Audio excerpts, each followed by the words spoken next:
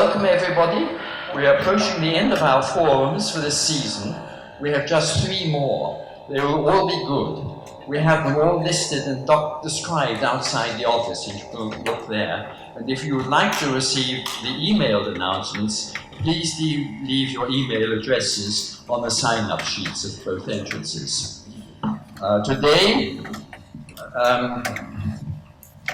Today, Sean is going to give us a very unusual talk. I left out what I was going to say. I thought something's wrong. Sean has been a long-time member of the parish, and I think most of you already know him well.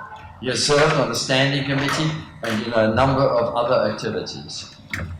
Today, he's going to give a very unusual talk. He has opened his home to a Syrian refugee family and rescued them from a very undesirable housing situation. And we thank you, Sean, for coming to share your story. Thank you very much for being here this morning. And I just want to set this up as a conversation. We'll be talking about basically a couple of stories. First of all, let me introduce Jennifer Silverstone. Jennifer is the founder of Eyes on Refugees, the nonprofit that introduced myself and Donna to the Allo family, and that is the Syrian family that is now living with us. So what I thought we'd do is start with a little bit of Jennifer's background and story as to how she came to found Eyes on Refugees and the work that she's doing. Is there a buzz here, or is it? Why is this thing buzzing? Okay, all right, sorry. Just want to make sure that it wasn't too. I'm also deaf in one ear, so it's hard for me to even hear what I'm saying. So, we've got some images, we've got a couple of little videos that we thought would add a little bit of color and context and background to Eyes on Refugees.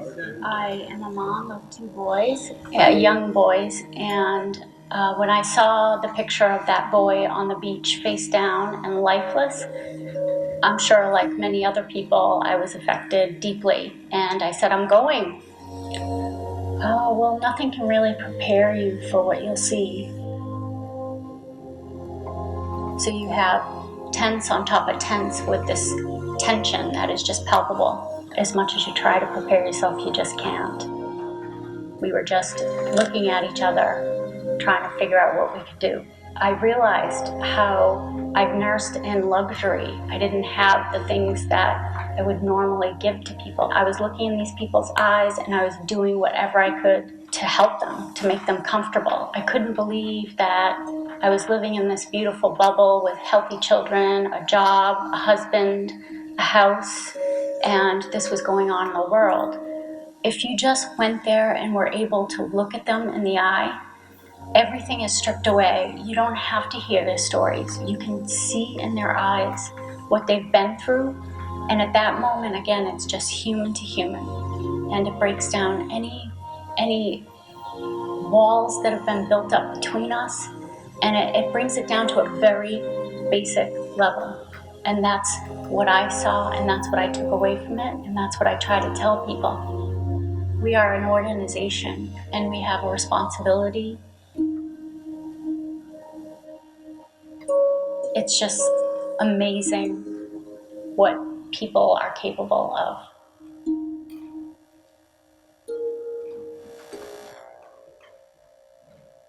Okay, so by nature I'm not a public speaker, but because of what I've become involved with, I overcome that with my passion about helping these people that I've met. So in the video, I mentioned Elaine Curdy, his body, and I'm sure all of you saw that image. And that was in the summer of 2015. And I had my head in the sand. I lived in a bubble, and my bubble was popped when I saw that image because I had a son that age, and so it really hit home with me. And I said to my husband, what are we going to do if only they could get here? And he said, they're not going to make it here, a lot of them, so you have to stop, being depressed about it and take action because you're a doer. And so I ended up going and working in refugee camps. I went to Calais, France, Dunkirk, France, and then also in Greece to the Ido-Macedonia border during the clashes. And, it changed my life forever. And so we have a lot of international projects. We have a lot of presence internationally. But when we started to realize that refugees were being actively resettled in the United States, and that it was pretty quiet, no one really knew. It was just happening. So I had to really dig deep to find out where they were going and who was bringing them in. So in doing that, I realized that a gap was happening between when they were brought over to successful assimilation. It was just a black hole. And so I was contacted by a resettlement organization that we had built an amazing relationship with, and they said, we have a family of 4. They're homeless, they're from Syria, and would you and your family please take them in for 2 weeks, because right now they're living in a hotel. They've been in there a month. They got $4,000 of welcome money, which is what the government gives all refugees, regardless of size of the family. And they had spent $2,200 of it on this extended stay for this family. And that money's supposed to go to first, last, and security.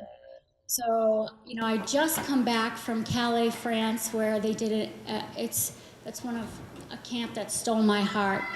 They did a very inhumane eviction of people from that camp, and I was there, and I had just come back, and I was home 2 days, and my poor husband, I've just dragged him along on this crazy ride, and he managed to juggle everything while I was gone, the kids, the house, everything that needs to happen, and still work. And he's really been supportive of me. So I'm laying in bed and I'm reading this email from this organization 2 days after being home from France, and I'm like, oh my God, he is gonna kill me when I ask him this. So I read him the email, and I was cringing because I didn't know what his answer was gonna be, and he said, of course we will. And so through a lot of red tape, because this had never happened before, where a host family got to have a refugee family in their home. So we had to go through lawyers, and 48 hours later, this family that we knew nothing about entered our home. The only thing we knew is that they were probably, cleaner than any of our neighbors, as opposed to for background checks, because these people had been vetted so highly. So I didn't feel any skepticism about them being around my children or my family. And I can say that them coming into our life, it was full circle for me to go to the camps, to see what they had been through to get to France. I met Syrians those were the people on the boat that I met in these refugee camps. And to finally have them in the United States and then in my home, it was just a gift to me and my family. So it started out as a 2-week commitment, and it turned into a month, and it turned into me and my husband looking at each other saying, we can never let them go unless it's a forward motion. We don't want them to move laterally or down. So we, by accident, we created a model of how you can take a family and you can put them through this program, and in 4 to 6 months, you can have a self-sustaining, independent family. And we've taken 4 families. We're working on the Aloes, and we're bringing them through that model. And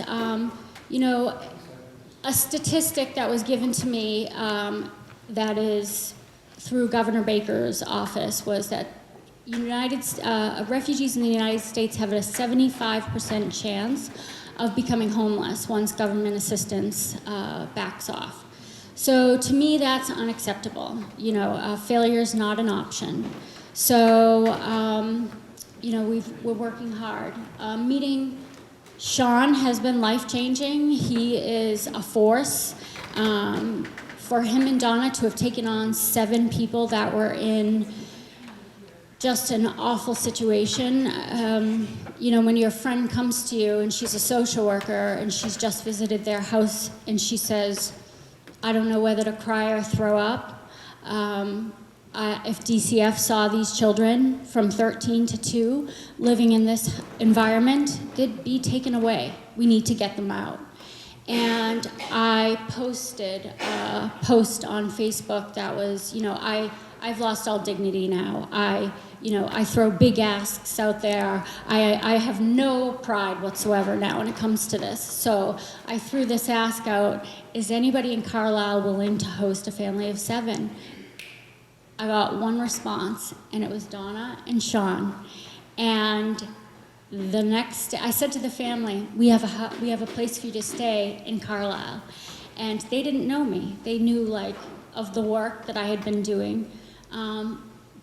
They were throwing their clothes in black trash bags, and they were like, take us now, we want to go. And so it was within 2 days, we had them living in Sean's in-law apartment. And, I think a lot of stuff has happened. And Sean has been a great support, and he is committed to this family, as am I and my organization. And, we're not big. We focus on one family at a time. I became overwhelmed many times looking at what was going on across the Middle East and here and saying, this is too big for me. And I think a lot of people feel that way. I want to help, but how? But if you pare it down to one family, one person, save one, save a generation. That's our motto. That's what we do. So we'll follow these people through into independence. They have become our family, so we're never going to leave them. We'll always support them, but they will be self-sustaining, which is huge. And I think also it shows them how valuable they are to us.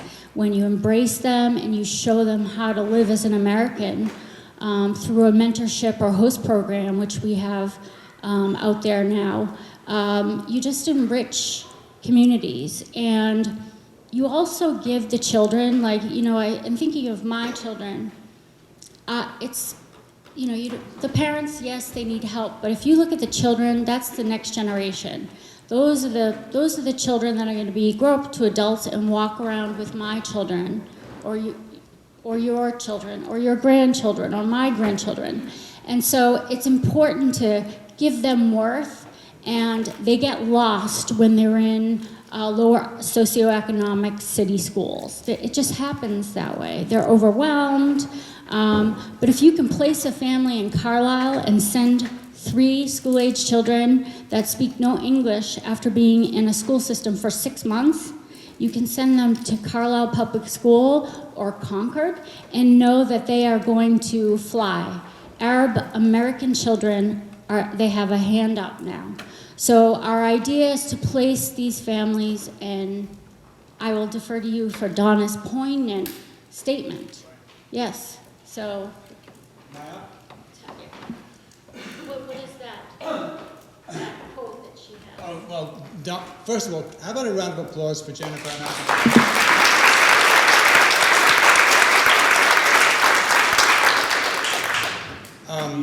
and I'm going to get to Donna's statement in a minute, but just a little bit more about this, just to reinforce what Eyes on Refugees stands for. Please be in touch with us if you'd like any more information. Write down eyesonrefugees.com so you can see more. .org, thank you very much. .org, so you can learn more about what's happening here. Some of the data that backs up what Jennifer was saying is that the number of Syrian refugees has doubled in Massachusetts. There's a gap between our ability to serve them and the needs that they have. And so these are the kinds of things that we're doing. They are put in communities like Lowell and Lawrence and Springfield and Worcester and Lynn. And this brings me to Donna's great quote, is that refugees are placed in towns that they can afford. What really needs to happen is they need to be placed in towns that can afford them. And that's what we've been able to do with a couple of families and perhaps more. And it falls on people like you, people like us, to bridge this gap. So I would also like to take this moment to thank you all for the personal donations that you've made to Eyes on Refugees, for the resettlement fund for the Allo family, and also to First Parish. The social action group here made a very generous $5,000 donation. So we've raised a total of $50,000 for this family, and we'll be carefully using those funds to help set them up in some kind of permanent housing situation for the years to come. So thank you all for your individual efforts, and thank you for the share. So, empty nesters meet the Allo family. Donna and I were empty nesters. We just launched the sixth of our blended family off to college. Samantha is off at Mass College of Art. My three are older. Donna's three are at college, and so they're all off and beyond. And we're sitting at home wondering, how can we do something with our time? What can we do that would be useful? You may know that I was in kind of a rough bike accident last year, and so I was coming back from that, and that gave me some time to think about how I wanted to spend my life. The general election last year got our attention, and we thought maybe we can get involved on a local level. And that's how we met this amazing force. Talk about a force. I'm just standing on her shoulders. This woman just will knock down any barrier to get things done for these families. And so we've, Jennifer showed up in our home, and we thought, well, we're going to meet this we're going to meet this suburban do-gooder and find out what's going on. And in walks the most down-to-earth, woman with the most heartfelt, unpretentious statement about what she was doing. And she left, and Don and I looked at each other and said, well, we're on board. We've got some extra space. There's a family in need. I am going to skip the video. There's a video you might have seen. There's a little TV story, but I'm supposed to be a storyteller, so I'll just tell this story and see if I can get by without it. So there they are. That's our new extended family. We looked out of our house window on February 12th, February 13th. The snow had fallen. There was about a foot of snow on the ground, and it looked like a scene from Dr. Zhivago was coming up my driveway. So from left to right, Donna is on the far left with her arm around Heba, who calls her sister now. Heba's the mother. Next to Heba is Iman. She's 13. She's every inch a 13-year-old, somewhat self-conscious, in puberty, wears a veil to school, rolls her eyes at her little brothers who make an awful lot of noise and annoy her. And she's really trying, imagine being 13 years old and trying to find your way in life anyway as a 13-year-old girl is hard enough, but in a new country, having just come from a refugee camp. And then there's me in the middle, up on the top there, that's Anas, he's 11. Jabbar, his brother, is 7. The little darling sitting in my lap, that's Sidra. Sidra, there's not a camera that Sidra doesn't want to put her face in front of. She said, Uncle Sean, Uncle Sean, Uncle Sean, if I have my camera on, and then she does this big smile. I don't know how they're going to get a veil on that young woman when she's 13, honestly. This maniac, this is Bara, he's 2 years old, born in a Jordanian refugee camp. So he has all of the limits that living in a refugee camp must have, given him, i.e. none. He climbs up trees in our house, he climbs on the furniture, he runs around everywhere. But he's amazing, and he's an amazing kid. And the father, Mohammed, is a skilled woodworker. He has a job working for a company in Boston in their mill shop. They do renovations of nice high-end reservations in the greater Boston area. And he works building cabinets and tabletops and is doing very well according to his boss. He's had 2 raises so far in the job. He commutes all the way into Boston every day. A very hardworking and humble man. So this is now my extended family. They're noisy. We had to make ourselves a little bit uncomfortable to fit them into 650 square feet of in-law apartment in our house. But what we've gotten from living with them has been just extraordinary. And we've learned a little bit more about their journey, about where they came from. They're from the town of Daraa in the south of Syria. It's on the border with Jordan. It was the town that the first protests during Arab Spring started. They're basically teenage boys tagging local buildings with slogans about freedom and democracy, who, for their trouble, were shot, which caused riots, which started the war. In this town of Daraa, a middle-class town, they lived in an apartment building with their parents and the other brother and their families.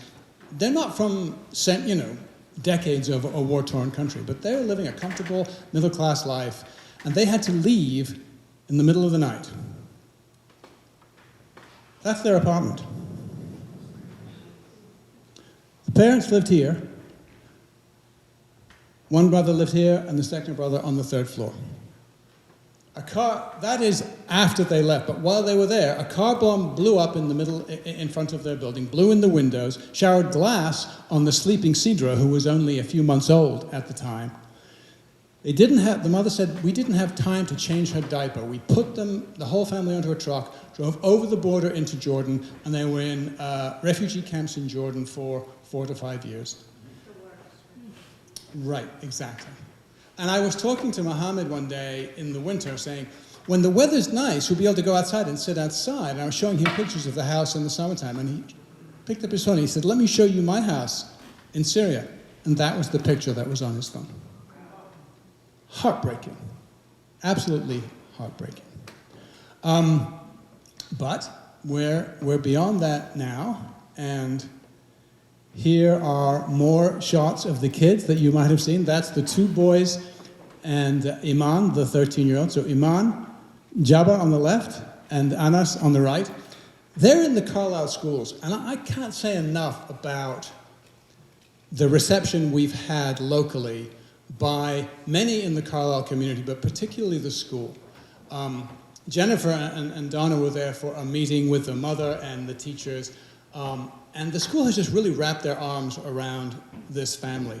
The school has a set of values that they post on the wall, like many schools do. And they are things like acceptance, and kindness, and generosity. And the kids are getting a chance to live those values interacting with this family. We heard a mother say, oh, you're the ones with the Syrian family. My son came home from school last week, and he said, Mom, where's Syria? So they Googled where Syria was and what's happening in Syria. So they learned a little bit about geography and about politics. And she said, why? She said, well, there's a Syrian boy in my class. How do you say good morning in Arabic? And they Googled good morning in Arabic. And so he got to say good morning to Anas the next day. I share a driveway with a neighbor who are lovely people. And I know that their political views are a bit more to the right than my own. Let's put it that way. I was a bit nervous about telling them that there was going to be a family of refugees living in my house. So I called Hunter, the woman, and I said, so we've got some guests living with us for a while. You'll probably see them in the driveway. They don't look like anybody else that lives in Carlisle. It's a family of Syrian refugees. So she said, okay, fine, that's good. Well, good for you. Kind of a little bit cold. Comes to my door the next day, knocks on the door, and I looked and thought, oh boy, this could be a confrontation. I opened the door. She thrusts a $100 gift certificate to Kohl's in my hand, gives me a bag of clothes and a scooter for the kids. And she said, we have a playset that my kids are too old for in my yard. Have the kids go over and use it. So there's a refugee resettlement program happening on the playset in her backyard. Little did she know what she's asked for. So, and these kids arrived nervous, shy, literally shell-shocked, saying very little. And now they're running around the yard, they're arguing with each other, they're fighting, they're laughing, they're talking. Even the boy on the left, Jabbar, and I can't help but tell these stories, but I really want to bring this to life for you all. He's so comfortable now that he teases me in front of my wife. Donna, in English, Donna said, Jabbar, how was school today? He said, oh, school very good. And school bus, kids on the school bus nice? Yes, school bus very nice. Bus driver, is he nice? He goes, bus driver, like Uncle Sean. He say, you sit down, you be quiet. I'm like, oh, buddy, thanks a lot, you know. So they've become extended family. There's a whole group of people that are putting their arms around this family, helping them with English lessons and filling in government forms and helping them with finances and all sorts of things. But our job is to give them a handout, not a handout. We want them to get stable. We're waiting to hear about some options for housing. I wish I'd had some great news to announce today, but we're close. We're edging closer to it, so we'll keep our fingers crossed that we will have a home for them locally so that they can get stable and continue for as long as possible in the local schools. Oh, yes, sure, please. Is Heba, the mother of this family, said to me that being in Sean's house is the safest she has felt since pre-war in Syria. And, that was another statement that was made, along with the school saying to us, we can't let them go. We have to find a way to keep them in this community. And Sean and Donna have brought them a great sense of security that they haven't had in a long time. So there are a lot of funny stories, but there's also this, Right, and it's great. And Heba, the mother, her English is getting better every day. A volunteer tutor shows up and gives her English lessons. Very loud English lessons, I have to say. You go outside, I stay inside. And then we hear Heba repeat that over and over again, coming up from the downstairs. Just more pictures of the kids. There's the beautiful Sidra, who, as you can see, is not shy about cameras. And then this little guy here, who runs around the house just pulling books off the bookshelves, and every inch of 2-year-old, but has not had quite the good fortune that many of our own 2-year-olds have had. So there's the kids.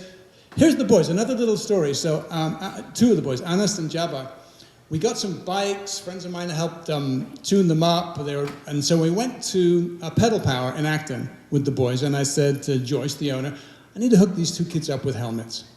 Instead of wearing a helmet, riding a bike to a Syrian kid from a refugee camp, they're like, what are you? Well, that's the weirdest thing I ever heard, because they're constantly tripping and falling and cutting themselves, and no one seems to care. So they fitted them for helmets. I went to pay Joyce, and she said, no, that's on me. That's our gift. Just another example. Everywhere I go, I meet people who hear this story and want to give in some wonderful way. I now have a standard guy who drives me to the airport on business trips. He's a Moroccan guy named Abdel. He heard about this. He texted me somehow, said, I will take you to the airport. I won't charge you. So he gave me a free trip to the airport. Now I use him as my business driver, so he's getting business out of this. The first day he showed up, he knocked on the door. The kids were there. He shook hands with Mohammed, put $60 in his hand, said, buy the kids pizza on me. So things like that just keep happening. Sorry, I keep thinking of the stories. And there's Donna's great quote. The immigrants that come here are housed in towns that they can ultimately afford. And we need to put them in towns that can afford them. 1 or 2 or 4 immigrant families in a town like Carlisle or Concord or Newton, or Needham. We know of a house in Needham that will be housing a family, is the way to go. Lowell, while there are wonderful agencies working really hard, they're overwhelmed. They're one in hundreds of families there. So we're trying to figure out this model so that we can take one at a time, have a church community like this perhaps, put our arms around them, and help them with the hand up that they need to be successful. So that's Jennifer's story, my story, a little bit about the Allo family. Let's now start it up for that conversation I promised that we'd have. Yes, Suzanne. So the question was, how did the school respond to our request about educating the Allos? We didn't make a request, we just sent them to school. And then the school just did it. In fact, the school's response has been overwhelming. You were there for that school morning meeting. Do you want to talk a little bit about that? So just as Sean said, the school didn't bat an eye. They were concerned that they were starting so late in the year. And, we talked a little bit about their trauma. The 3 youngest probably suffer from the most trauma. And, we talked about special needs surrounding that trauma. So we went into that meeting and they had it all outlined, like, let's talk about the history, of this family, and let's identify possible needs. it was a beautiful meeting. I mean, these people, you could tell they really cared. The superintendent was there. The principals were there. Will Verbitz is the student support services was there and running the meeting. And, we talked, Heba was there. And so she was able to tell about the bombing that happened. There was another incident where Anas almost got shot, and she was able to get him out of the way. There were tears everywhere. And you just realize that they come with such a unique set of circumstances. And so, they have reached out to us as they've identified needs. And so one of them was, Anas was suffering from a lot of anxiety in school. At different points in the day, he would start pacing around, and he had to get out. And when we dug deeper with the school and with Phoebe, who's our Arabic interpreter and who knows this family well through Head Start for Bara, the youngest, we found that it was that he was worried about his brothers and sisters. He was scared. He didn't know they were safe. And so now what the school has done is proactively made times for them to meet.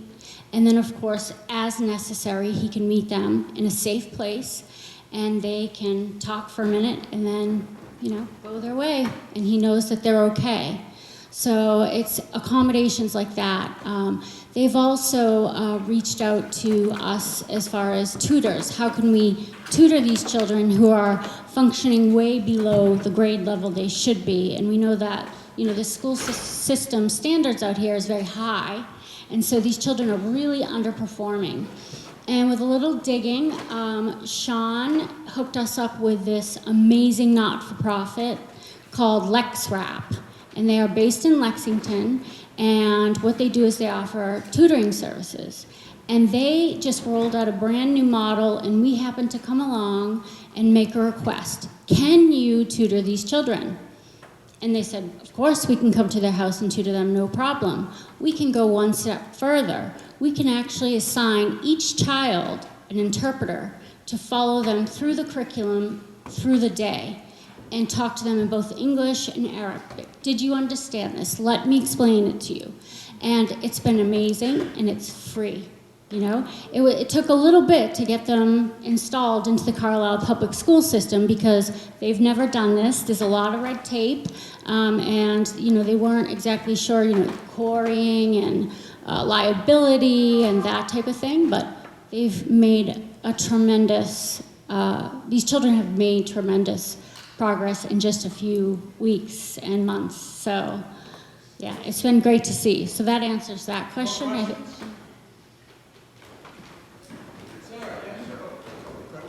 I was just wondering about the extended family that was living with them in the bombed-out apartment building. What has become of them? I think that one brother is in Jordan. Yeah. We think a brother is in Jordan, and dad is still in Syria. No, brother is in Jordan. The father is still in Syria. It has been not well. He's been in ill health, and the family have been able to actually save a little bit of money and save money to the dad for some surgery. So they do talk back and forth by phone quite a bit. They don't know whether this is whether they're going to be here temporarily or whether they're ever going to go back.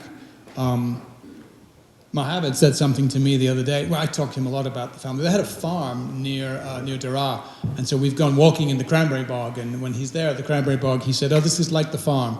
This is like Syria. I feel, it feels like home again." And then just on the deck, night before last, he said, "Before, when I come here, Syria and America in my heart. Syria, America. Now, the same." Housing here in Concord and in Carlisle is expensive. Do you have any thoughts on solving the issue of the people being able to live in Carlisle or Concord? My own children. Yeah, sure. No, that's That is hard, and it's going to take some flexibility on the towns. If the towns want to get behind this in an official way, we'd be happy to talk to them about that. They were in line for affordable housing in Concord, but they don't have very many 4-bedrooms, and the regulations mean that if you have 5 children, you have to have a 4-bedroom home. So we were in line for one, and we tried to get them to bend the rules and offered to pretend to have one child live with us on paper to see if that, but so it's complicated. There is some affordable housing. The whole 40B structure is a tough one, but what we're hoping to do is, at this point, we're looking for homes that, there may be a home that is a little bit more modest, that might need a little bit fixing up, and that maybe a family would be interested in doing their own piece of personal charity by making the house available at lower than the market rent. But there are other housing authorities in other local towns that have got a bit more housing stock available. We were thinking, boy, they're settled. We've got them stable in Carlisle for a few months. They'll move to a Chelmsford, a Westford, a Dingsboro, somewhere perhaps closer to a Needham. But Jennifer and Donna came back from that meeting at the school, both with tears in their eyes, saying, we've got to figure out a way to keep them here. There must be a way. And so we're uncovering every rock to see if we can find someplace. But it is a challenge. Maybe if we can publicize this model and if we can make it successful, it'll spark this kind of creative thinking in other communities. And just to kind of piggyback onto that, our organization has just now become available to apply for grants, and one of the asks is for a multifamily. We're not sure what town it would be, but with this model we can move in 4 to 6 families. We can put them through, once they've been screened as ready to, they're eager to assimilate, there's a head of household that can work, and there'll be certain things that they have to adhere to. They move in, they don't pay rent, they save up that money, and then in 4 to 6, the 6-month mark, they're ready to go and rent from a reputable landlord, which is not the case now. They're actually renting from slumlords because they have no credit and they have no landlord history. And, those are the 2 biggest obstacles. So housing is a big one, and I'm hoping we can get one multifamily and just keep duplicating. Or we get more people who are available to host, because spreading people out into these affluent communities is such a beautiful thing. We have one in the works of Brookline, so we're hoping to place someone in Brookline. We had a house offered to us in Townsend, beautiful house. Unfortunately, it's too far away for resources like that Lowell Health Center.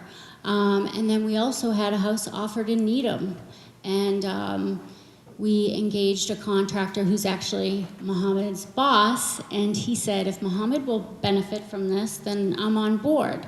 And I'll do whatever I can to call in favors and sub this and rehab the house. It was a beautiful house. And Mohammed and Heba said no. Heba prayed on it and said it wasn't the place for her family. And it later came out that she just wanted to be near Sean and Donna and was scared. So. And honestly, that could sound a little bit ungrateful, but as you said, Heba said, this is the first time we felt safe in 5 years, and we thought, all right, let's just give them some time to catch their breath. And any other questions? If you put several families in one housing unit together, they'd have people to talk to in their own language, and they could rely on them. On the other hand, it might make it harder to assimilate. So I'm wondering, do you have thoughts on the relative advantages of having a family all by themselves in Carlisle versus with other families? I think it's a double-edged sword. I think you're right. There are benefits and there's a downside to it. So as long as they don't isolate themselves and become a self-contained unit and do not assimilate, then it can be a good thing because it can be affordable and they can feel support and they can have people from their culture. You want them to assimilate, but you don't want their cultural heritage to disappear completely. The Allo family are friends with Mori and Fatoum, who live in Westwood, who was the first family that Jennifer hosted.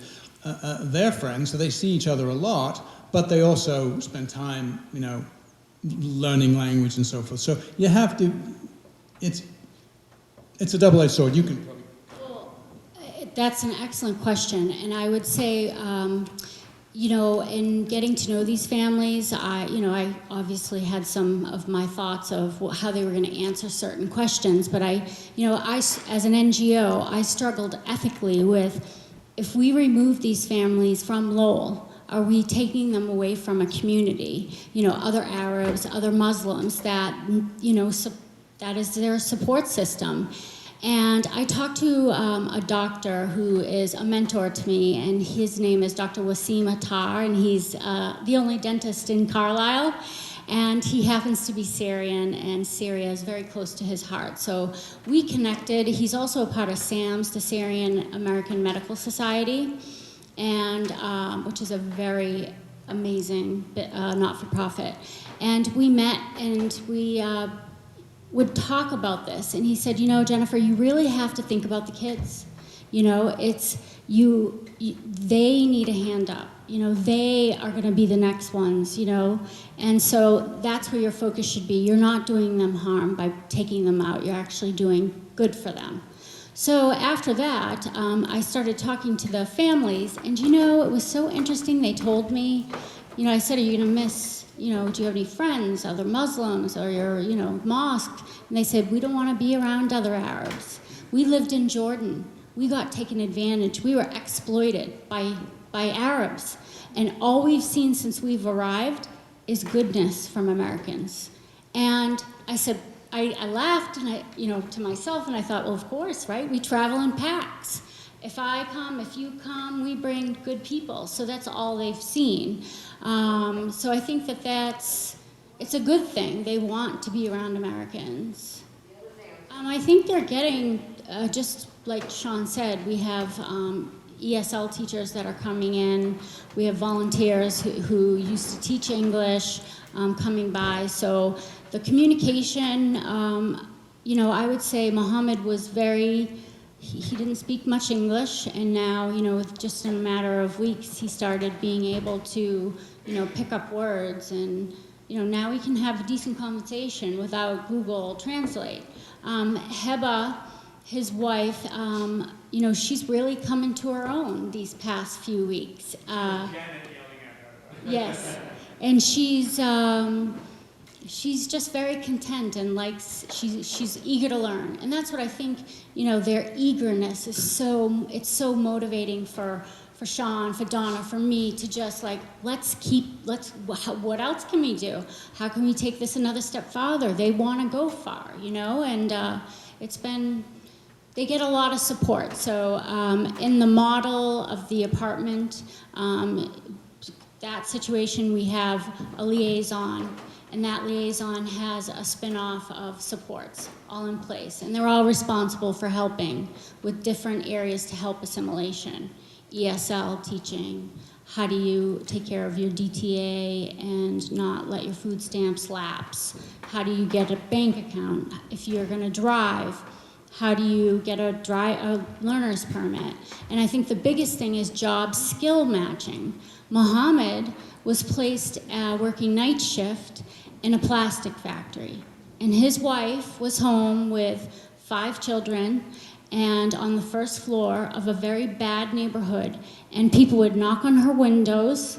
There were mice everywhere. She said she never slept while he was at work. They would sleep when they came home. And, that's terrible. You just, to hear about that is awful. So I lost my train of thought on that one, but. So their English is coming along. The kids, they're just picking it up. it's wonderful. Mom and Dad, we've seen huge improvements. And what's interesting as the language gets better, their personalities emerge.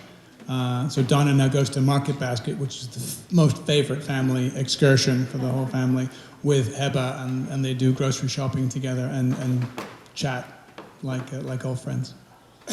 So how are you handling the transportation needs and then learning how to drive?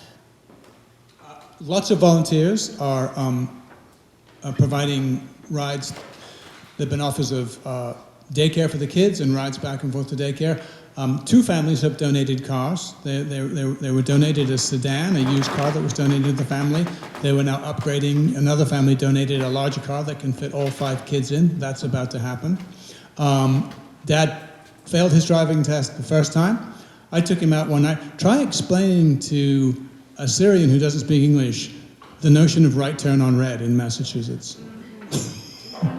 Wait, red, we go, green, I stop, I don't go, and I'm like, well, yeah, you can, except, and I'm like, yeah, just go, buddy, you'll be fine. Did that answer your question? Yeah. Mostly the time it takes to teach someone how to drive can be substantial. Right, well, he was a driver in Syria. He drove for at least 10 years, so he knew how to drive a car. It's just a matter of learning our arcane laws and get his license, and we hope that someday his wife Heba will get her license. A quick comment on something that you said earlier about coming to a town like Carlisle. It's just the way the children are talking now. And Iman, the oldest daughter, I was saying, well, asking them, well, what do you want to do in life? And she said, I want to be a doctor. She said, I want to be a doctor for eyes, was more specifically what she was looking for. So their aspirations, because of where they are, have really grown beautifully. And I said to Don, I said, my goal is I want to be at each kid's college graduation. If you would like to get business cards for Eyes on Refugees, they're here. If you want to just, maybe even just start to hand those around. Lots of people have ideas about how they'd like to help. I would suggest the best thing to do would be to be in touch with me, or more particularly with Jennifer and Eyes on Refugees. Donations are always welcome. We've done well with the Allo family donation. We'd like more donations for Eyes on Refugees so we can replicate this model for other families. And I see, I hope for a long-term relationship between the Allo family and maybe other families that come in and this church and other houses of worship locally. Are they helping to provide resources? So the resettlement organization is responsible for them, and to become, not any city can just say, okay, I want to host refugees. You have to go through a vetting process that's quite laborious, and it's, it takes a long time. But this resettlement organization gets a tick list of all the things they have to do within a certain time frame. Lowell has a lot of resources, and as far as the government, there's a lot of panic right now about how much and how long the funding will go on, which is very small anyways, for the refugee family. So, in hearing that was my other panic attack, is we've got to get them sorted, because if they lose their cash assistance or their food stamps, they're in big trouble. So to give you an example, a family of 4 gets first the $4,000 in welcome money, but then they also have the loan from the government to pay back for their air flight, their air travel for all their family. So they come in with already some debt to the government, and the $4,000, which is supposed to go to first, last, and security deposit on an apartment.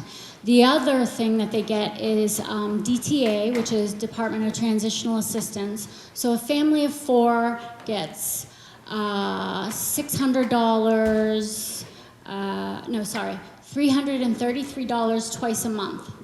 So that's $600, right? $660, and that's for cash to be used on their apartment. Okay, so then for food stamps, which is SNAP, is what it's called, a family of 4 gets $120 a week for food. So that is guaranteed for 3 months, It used to be 6 months and sometimes even up to a year, depending on the family's situation, if they had extenuating circumstances. But, it's very limited help that the government is giving. So these organizations their hands are tied as to how much they can do. So that's kind of where we come in and say, aha, we can make them successful by using the government's funding to our advantage. Like, if we had no mortgage on a multifamily, we would put this family in, they wouldn't pay rent, they would agree to give us their DTA every month, their cash assistance. We would put that in a little account with them, for them, and at the end of their 6 months, they now have a little nest egg, which they never would have had, right? So that's just one of the beauties of the model. I mean, I can't say enough about how the resettlement agencies are struggling. They're overwhelmed and they feel bad about it. They know they're falling short, but they're using models that are 97 years old, one particular resettlement organization. And how can you do that when, this is an epic event in history. It's bigger than it's a larger movement of people than World War II. And so you really have to ask yourself, how do we change the model? And I think that they're working on that, but look, I work at Mass General. I'm a nurse. And I know what a big institution that's been around for 100 years, change is hard. It's very difficult. So I know that the organizations are struggling about how they can redo their model. But in the meantime, people are languishing in squalor and, being left to just sit there and wonder what to do next. I actually accompanied Maury, who was my family hosted for 3 months, to a DTA meeting just recently and met his caseworker. And he had let his benefits lapse. And so we had to go through this process that was just ridiculous. And now, imagine not speaking English and wondering why you have no food stamps. So he does speak pretty good English, but I went and I talked to her and she said, how come people aren't doing this? Like, where are more people that are doing this type of work? And I said, you tell me, because I don't want to reinvent the wheel. I've looked everywhere to see if there's anyone doing this, filling in the gap. And she said, this is a problem. We've identified it. And she said, I can't believe it. Give me your business card. I have 4 families that I know off the top of my head that would be the exact people who want to assimilate, work hard, and make it work here in America. So that was, just validation that this is a problem, And I think if we don't bring them into the community in a positive way, what I saw go on in Greece is, when I was working there, is in Thessaloniki, the Greeks were very much like, you come to our house, you shower. We saw that on social media, how welcoming the Greeks were. And then they got overwhelmed with, their socioeconomic situation is bad, and now they're inundated with Syrian refugees mostly. And they've turned now. You can see the refugees begging on the street. That's what they've been reduced to. They have to. They wouldn't do that if they didn't have to. And so now Greeks are a little bit more, okay, now this is starting to get a little bit ridiculous, and that changes the face of the refugee, really. It turns it into something negative, as opposed to if we embrace them and we can really make them a positive thing and enrich our communities. So, Sean, can you talk a little bit about the things that were hard for you and Donna in doing this?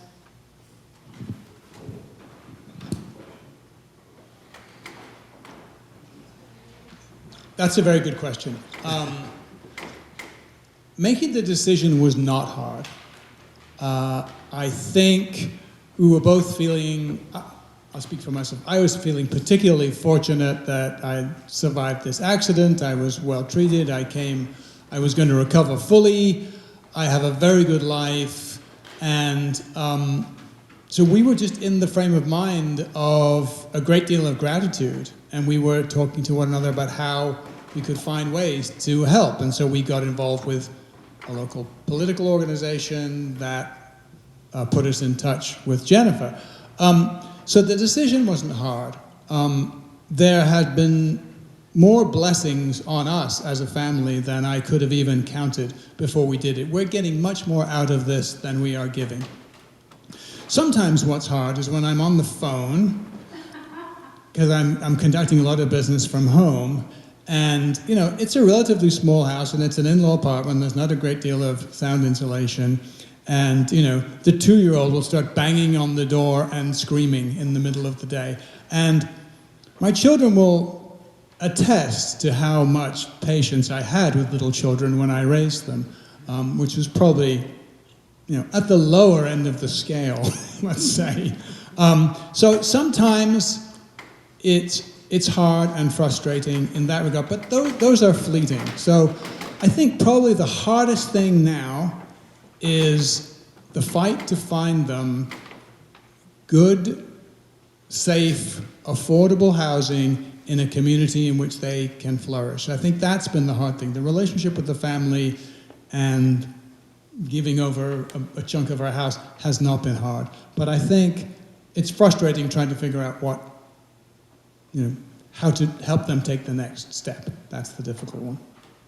Yes?